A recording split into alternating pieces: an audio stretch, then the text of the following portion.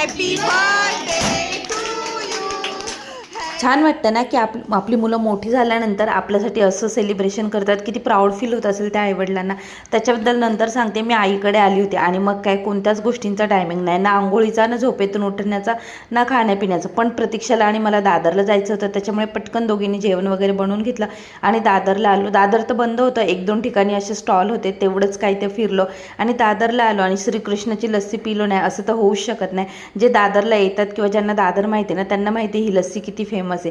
मी स्टार्टिंगला प्यायची ना तेव्हा 8 रुपयाला होते आणि आता तिची प्राईस 50 रुपये झालेली आहे.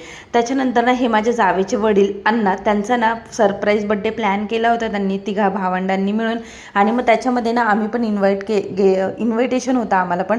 मग आम्ही पण बड्डेसाठी गेलो होतो. खरंच खूप छान वाटत होतं की मुलं आपल्या वडिलांसाठी एवढं सगळं करताना बघून. होप सो व्हिडिओ आवडला असेल. डू लाईक, शेअर, सबस्क्राईब आणि बाय.